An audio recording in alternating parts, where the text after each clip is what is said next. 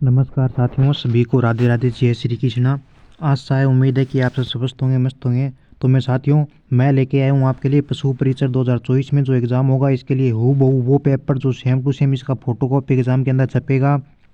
आपको ज़्यादा से ज़्यादा नंबर लाने की प्रयत्न करूँगा। आज का हमारा टॉपिक है पशुओं के रोग का, यानी पशुओं में कौन कौन से रोग होते हैं। अगर आपको अपना सिलेक्शन पक्का करना है तो क्लास के एंड तक जरूर बने रहे मेरे साथियों। ये क्लास है जो आपकी बहुत ज़ोरदार और मोस्ट इंपॉर्टेंट क्लास रहने वाली है। अगर आप पहली बार चैनल पर नए हैं तो चैनल को जरूर शेयर कीजिए, सब्सक्राइब कीजिए। प्लस में आपको PDF प्राप्त करनी है। अगर आपने अभी तक कोई PDF प्राप्त नहीं किया है मेरे साथियों, तो ये ऊपर व्हाट्सएप ग्रुप के नंबर दिए गए हैं। व्हाट्सएप ग्रुप के नंबर है मेरे साथियों 90 5715 46। इन पर व्हाट्सएप मैसेज कीजिए, आपको मेरी टेक्निकल टीम है वो ग्रुप में ऐड कर देगी। अब बात करते हैं अपने सेशन की, शुरुआत करते हैं फटाफट से। सभी साथी है तो सेशन को शेयर कर दीजिए मेरे साथियों।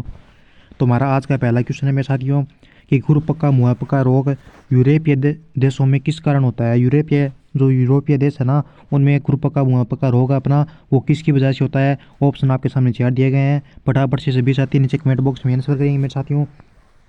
ऑप्शन आपके सामने चार दिए गए हैं। तो खुरपक्का मुहपक्का रोग है वो यूरोपीय देशों में किस वजह से होता है मेरे साथियों। तो सर जी अपने ये होता है AOC वायरस के कारण, यानी 3 नंबर ऑप्शन को लॉक करेंगे। हाँ जी बिल्कुल, जो साथी 1 नंबर की जो क्वेश्चन है इसका 3 नंबर ऑप्शन बता रहे हैं उनका बिल्कुल राइट आंसर होगा। AOC ये क्या है मेरे साथियों, एक वायरस है। इसकी वजह से यूरोपीय देश है उनमें क्या होता है, खुरपक्का और मुहपक्का रोग होता है। अगला प्रश्न, नेक्स्ट हमारा क्वेश्चन क्या है मेरे साथियों, नेक्स्ट हमारा प्रश्न है कि पशु प्लेग किस मौसम में ज़्यादा फैलता है। ऑप्शन आपके सामने चार है, सूखे, बर्फीले, शीत या गीले।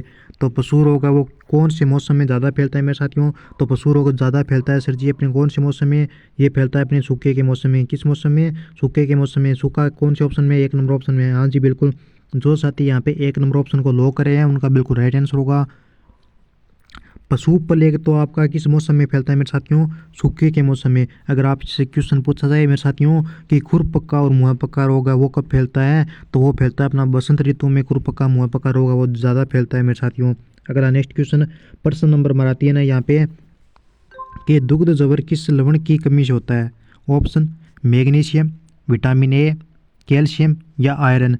दुग्ध जबर जो होता है वो किसकी कमी से होता है मेरे साथियों, सभी साथी जो कमेंट बॉक्स में आंसर करेंगे। तो सर जी अपने दूध जबर होता है वो होता है कैल्शियम की कमी की वजह से। हाँ जी बिल्कुल, जो साथी यहाँ पे 3 नंबर ऑप्शन को लॉक करे हैं उनका बिल्कुल राइट आंसर होगा।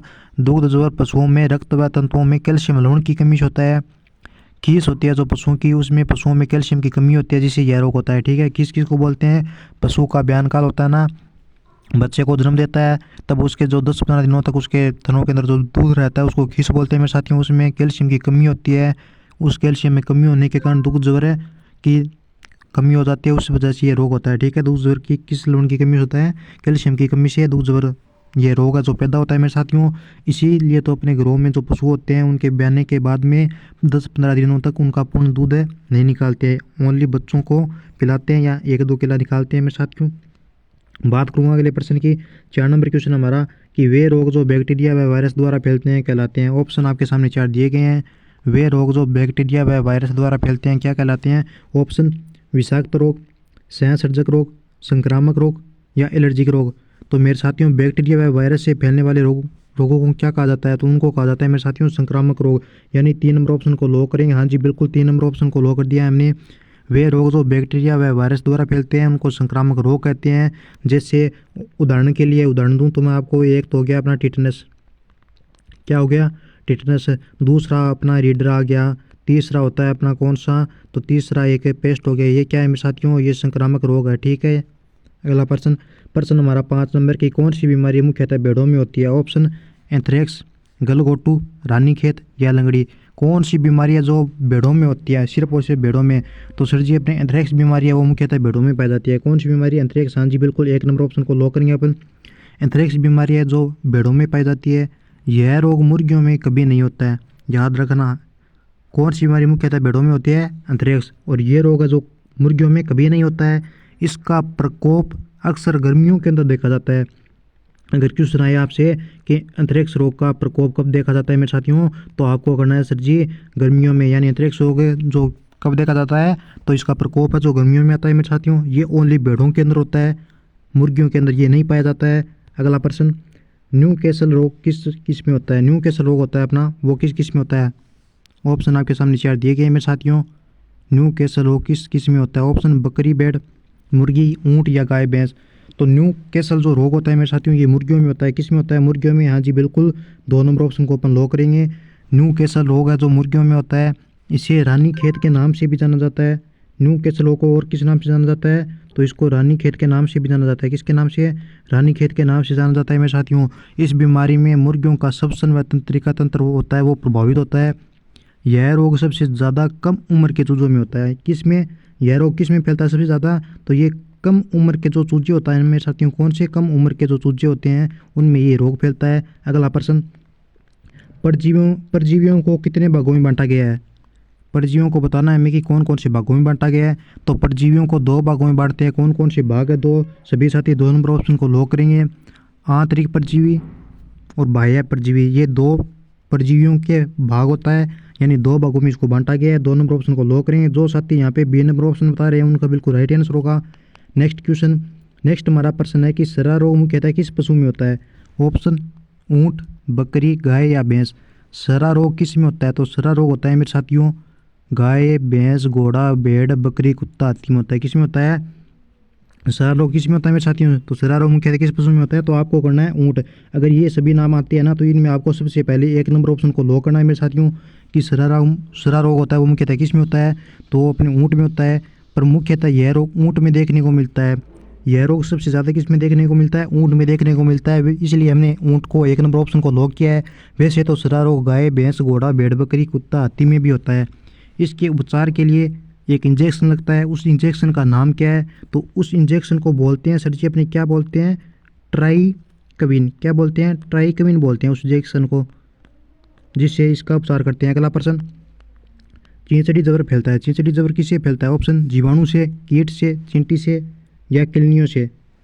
चींचड़ी जबर है वो किससे फैलता है? सभी साथी नीचे कमेंट बॉक्स में आंसर करेंगे।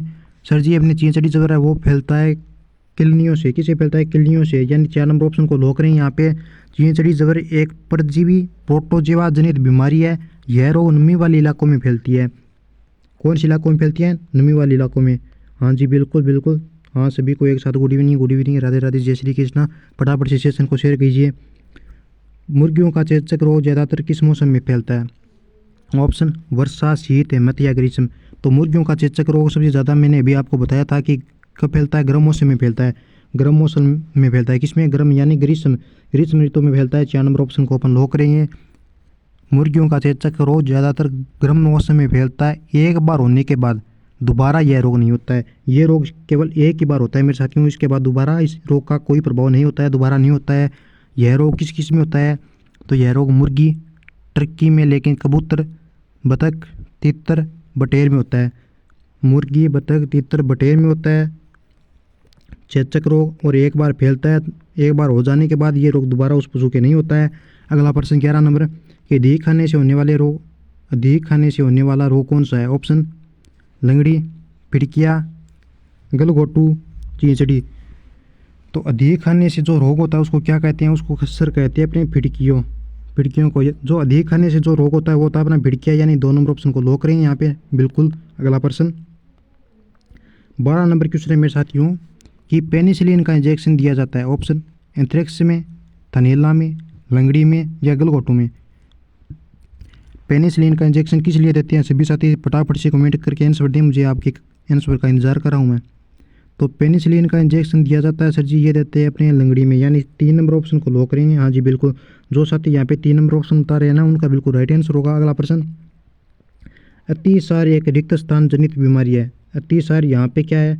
अतिसार एक है यहाँ पे ये रिक्त स्थान है मेरे साथियों, जनित बीमारी है। इस जगह पर क्या आएगा? रिक्त स्थान की जगह पर अतिसार एक रिक्त स्थान जनित बीमारी है। ऑप्शन अधिक चारा खाने से, जीवाणु से, परजीवी से या विषाणु से। तो अतिसार एक परजीवी जनित बीमारी है। कौन सी है? परजीवी जनित, यानी 3 नंबर ऑप्शन हमारा यहाँ पे राइट आंसर होगा। परजीवी को प्रोटोजोआ भी कहते हैं। परजीवी है इसको क्या कहते हैं? तो इसको अपन प्रोटोजोआ भी कहते हैं मेरे साथियों। क्या कहते हैं? प्रोटोजोआ भी बोलते हैं इसको, परजीवी को। यह रोग सभी पशुओं में होता है। अधिक हरा चारा खाने से आफरा होता है। अधिक जो हरा चारा खा लेते हैं ना पशु, इसे उनको मोटापा आ जाता है, आफरा हो जाता है। अगला प्रश्न नेक्स्ट 14 नंबर हमारे क्वेश्चन है कि कौन सा रोग पशुओं में छनने योग्य वायरस द्वारा होता है? उस रोग का नाम बताना है जो पशुओं में छनने योग्य वायरस से होता है। ऑप्शन खुरपक्का, मुआपक्का, रानीखेत, चींचड़ी जबर, पशु प्लेग। तो पशु प्लेग रोग पशुओं में छनने योग्य वायरस द्वारा होता है। कौन सा? पशु प्लेग यानी 4 नंबर ऑप्शन को लॉक करेंगे। इस वायरस को सर्वप्रथम सन 1902 में निकोली नाम का एक वैज्ञानिक था, उसने पहचाना था। पशु प्लेग के रोग, ये जो रोग है इसको कब पहचाना गया? तो 1902 में पहचाना गया। किसके द्वारा पहचाना गया? सर्वप्रथम 1902 में। कौन सा वैज्ञानिक था जिसने इस रोग को पहचाना? तो उस व्यक्ति का नाम था मेरे साथियों निकोली। क्या था? निकोली ने सन 1902 में पशु प्लेग रोग को सर्वप्रथम पहचाना था। इस रोग को मालमारी, कैटिल प्लेग, पोकनी, माता, मनरोग, शीतल आदि नाम से भी जाना जाता है। अगला प्रश्न, दुग्ध ज्वर से पीड़ित मादा पशु अपनी गर्दन को रखती है। ऑप्शन, ये क्वेश्चन मैंने कल भी आपको बताया था। ऑप्शन, नीचे की ओर, पीछे की ओर, आगे की ओर या ऊपर की ओर। दुग्ध ज्वर से पीड़ित माता है जो अपनी गर्दन को कहाँ पे रखती है? तो ये रखती है सर जी अपने पीछे की ओर, पीछे की ओर, यानी 2 नंबर ऑप्शन अपना राइट आंसर होगा। दुग्ध ज्वर से जो पीड़ित मादा होती है वो अपनी गर्दन है वो पीछे की ओर रखती है। यह इस बीमारी का मुख्य लक्षण माना जाता है। पशु के ब्याने से पूर्व 7 दिन से 3 दिन, कितना?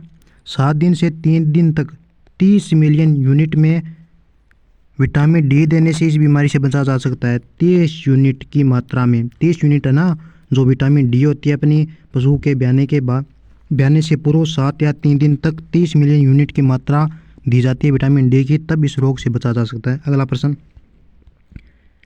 किस रोग में जीवाणु लाल रक्त कणिकाओं को तोड़कर खून को पतला कर देते हैं? ऑप्शन, चींचड़ी जबर को, लंगड़ी, थनैला या रानीखेत। किस रोग में जीवाणु लाल रक्त कणिकाओं को तोड़कर खून को पतला कर देते हैं? तो ये चींचड़ी जबर में करते हैं। किस में? चींचड़ी जबर में, यानी 1 नंबर ऑप्शन हमारा यहाँ पे बिल्कुल राइट आंसर होगा। किसमें? चींचड़ी जबर में। इसलिए इसे रक्तमुक्त रोग भी कहते हैं। चींचड़ी रोग को अन्य किस नाम से जाना जाता है? तो इसको जाना जाता है टेक्सास फीवर या बेबिसियासिस। अगला प्रश्न, खुरपक्का मुहपक्का रोग मुख्यतः किन पशुओं को होता है? ऑप्शन, सुअर में, बिना जुगाली करने वालों में, जो पशु जुगाली नहीं करते हैं उसमें, और जुगाली करने वालों में, या 1 व 3। खुरपक्का मुहपक्का रोग मुख्यतः किन पशुओं को होता है? खुरपक्का मुहपक्का रोग मुख्यतः किस पशुओं को होता है मेरे साथियों? तो खुरपक्का मुहपक्का रोग होता है मुख्यतः जुगाली करने वाले पशुओं व सुअर को होता है। सुअर, यानी 1 व 3। तो यानी 4 नंबर ऑप्शन को लो करेंगे। अगला प्रश्न, मस्ती वेग का टीका किस रोग में दिया जाता है? ऑप्शन, चींचड़ी जबर में, थनैला, रानीखेत, गलघोटू। मस्ती वेग का टीका थनैला रोग में दिया जाता है। किसमें? थनैला रोग में, यानी 2 नंबर ऑप्शन को अपन लो करेंगे यहाँ पे।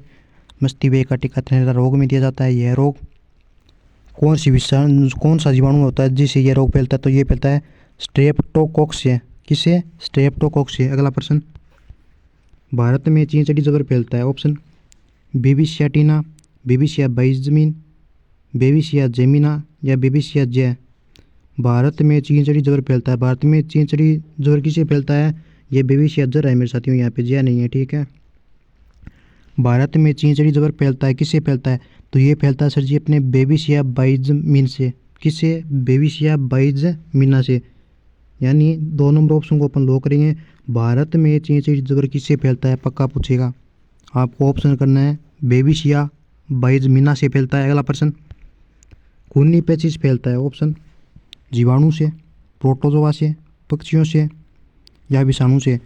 खूनी पेचिश किससे फैलता है? तो खूनी पेचिश अपने प्रोटोजोआ से फैलता है, यानी 2 नंबर ऑप्शन को लो करेंगे। हाँ जी बिल्कुल, जो साथी यहाँ पे 2 नंबर ऑप्शन बता रहे हैं ना उनका बिल्कुल राइट आंसर होगा। मैं आप सबको एक सूचना देना चाहूँगा मेरे साथियों कि जो साथी अपने BSTC, किसकी? BSTC, PTT और प्लस में पशु परीक्षण 2024 की तैयारी कर रहे हैं, वो ये ऊपर नंबर दिए गए हैं। नंबर क्या है मेरे साथियों? 90 57 15 47, यानी 90 57 00 45 47 ये व्हाट्सएप ग्रुप के नंबर है। इन पे मैसेज करना। मेरी टेक्निकल टीम आपको ग्रुप में ऐड करेगी, वहाँ पे आपको सभी प्रकार की PDF मिलेगी। प्लस में जब भी क्लास होगी उसका सूचना मिलेगी। जैसे जैसे क्लास होती है उसकी PDF डाल दी जाती है, उसकी सूचना मिलेगी। अब अपनी ये क्लास यहीं पे समाप्त करते हैं। मिलते हैं नेक्स्ट क्लास में। जय हिंद, जय भारत।